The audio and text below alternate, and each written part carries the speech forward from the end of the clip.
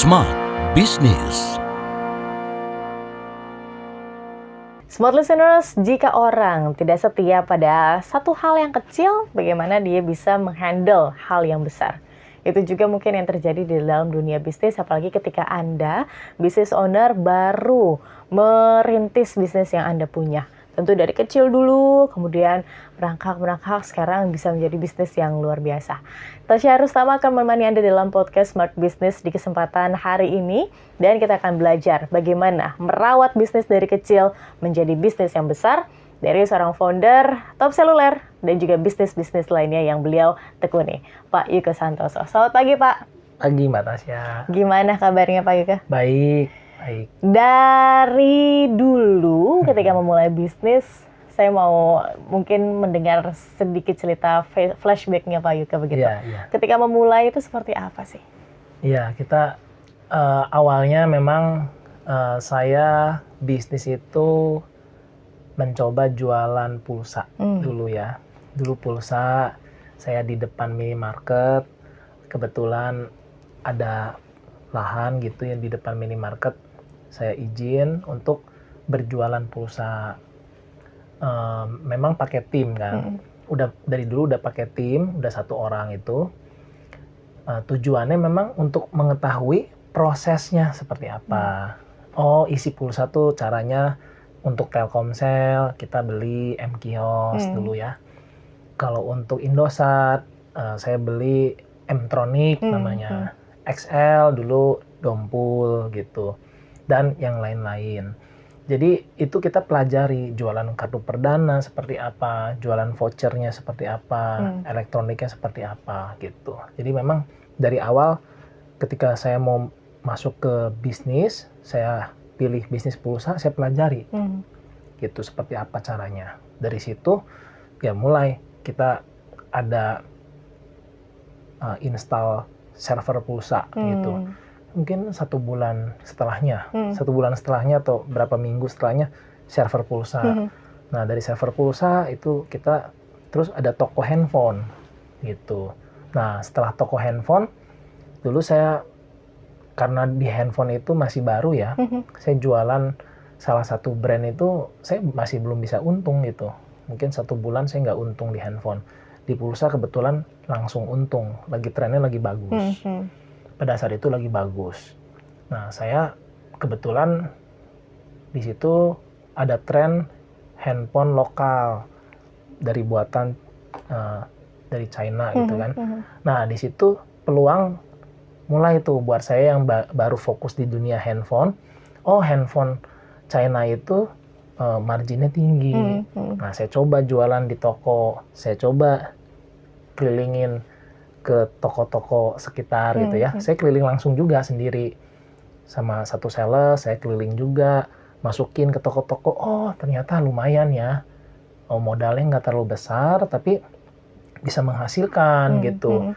Nah di pulsanya bagus pada saat itu, di handphonenya ternyata yang tadi awalnya jelek jadi bagus gitu kan. Dari sekeliling gitu kan. Mungkin ya berbulan-bulan akhirnya saya untung.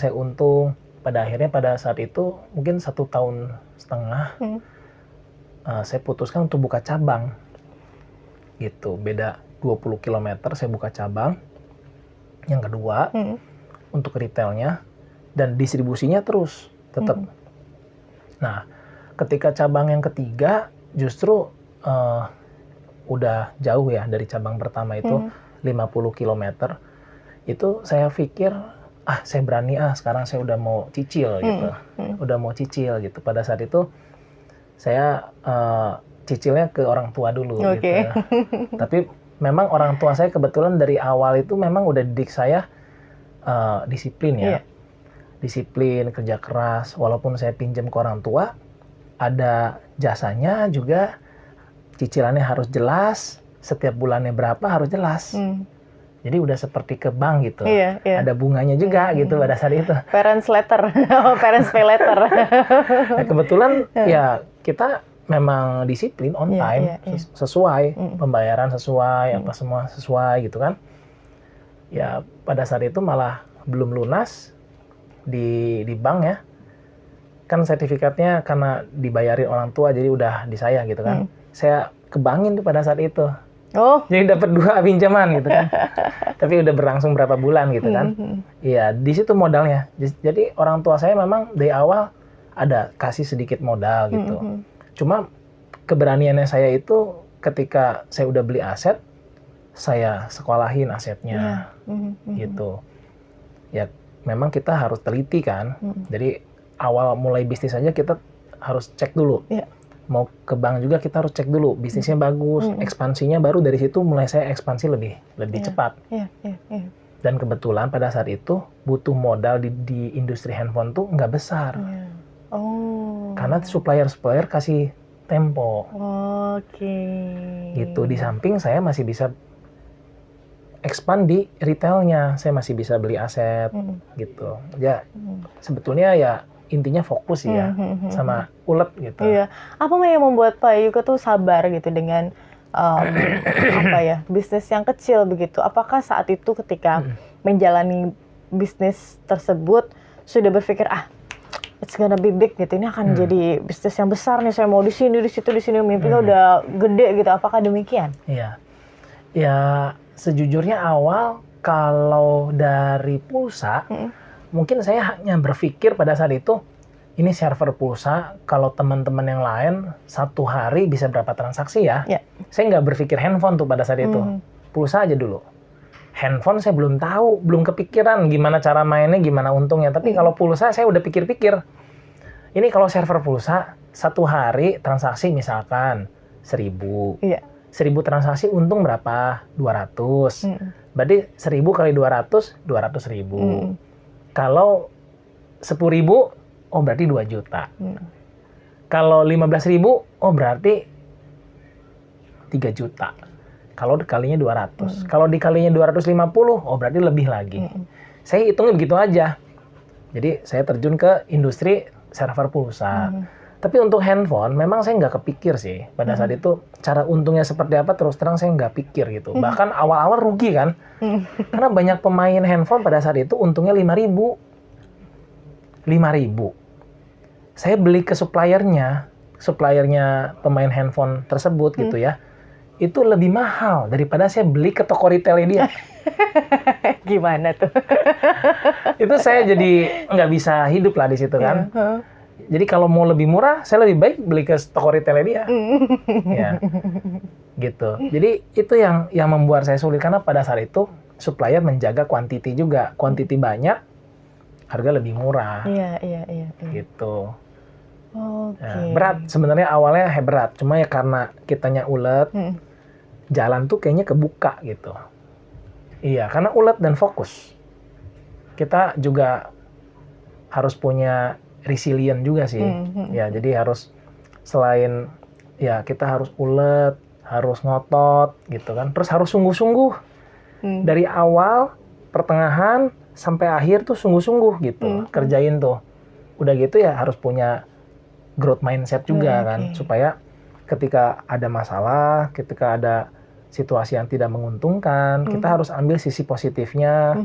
Di mana nih jalannya gitu. Oke, baik. Menarik ini. Pak Yuke,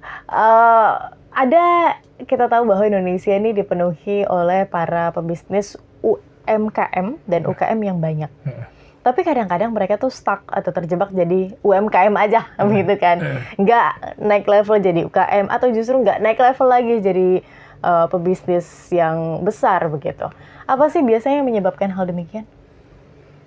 Mungkin dari pandangan saya secara pribadi, itu memang culture ya. Culture dari masyarakat kita ini mungkin ya sedikit cepat puas mungkin ya.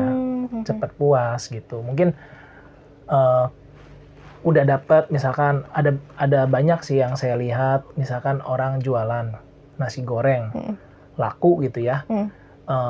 Dia cukup puas dengan lakunya itu, dia buka jam 6 malam sampai jam 10 malam.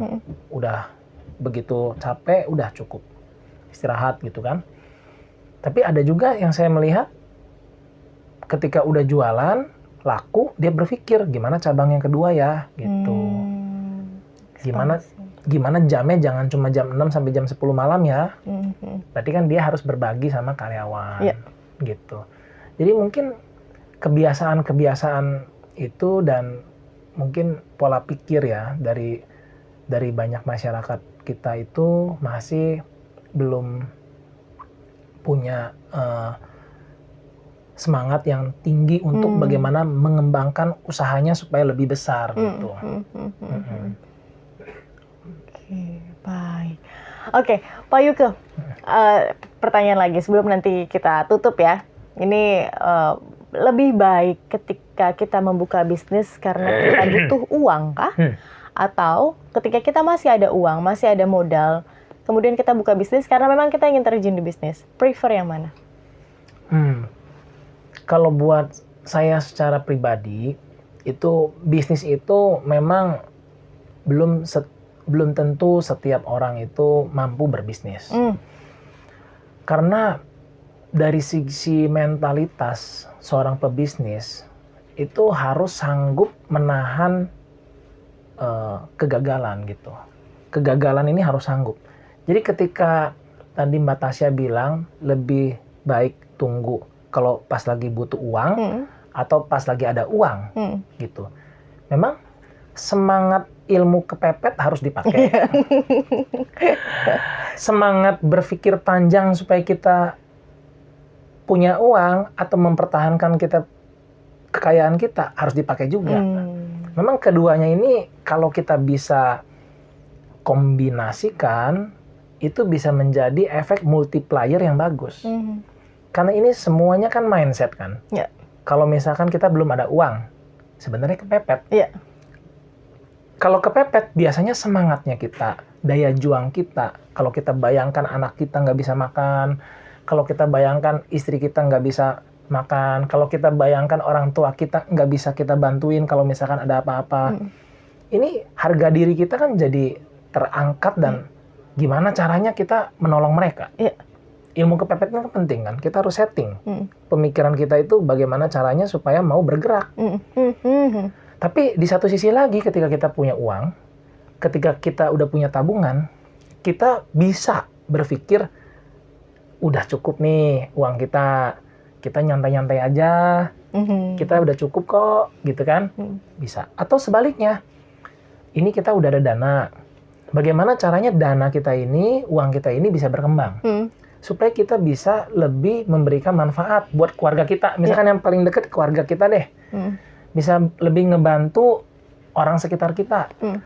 Lebih mengembangkan bisnis, memberdayakan karyawan kita happy. Makin banyak orang yang ikut kita, makin banyak yang kita tolong. Jadi ini mindset seperti ini juga boleh. Gitu. Jadi pilihannya memang serba antara jelek dan baik sih. Jadi kalau buat saya pribadi, saya banyak milih pikiran yang baik gitu. Oke, semangatnya yang positifnya diambil, Iya. ya kita manifestasikan ke dalam bisnis yang kita punya. Betul. Oke, baik. Terima kasih Pak Yuke untuk Sama-sama. insight-nya. Dan itu dia Smart Listeners, pembahasan mengenai bagaimana kita harus tetap setia ya pada hal yang kecil. Kemudian adanya resilience di situ, adanya keuletan di situ juga, kerja keras, dan itu semua ya yang jadi pendukung di mana kesuksesan atau bisnis yang besar bisa kita dapatkan. Dan akhir kata, saya Tasya Rustama dan Pak Yuke Santoso, kami ucapkan terima kasih. Kami pamit undur diri. Terima kasih Smart Listeners. Bye-bye. Bye-bye. Smart Business. Lead you better.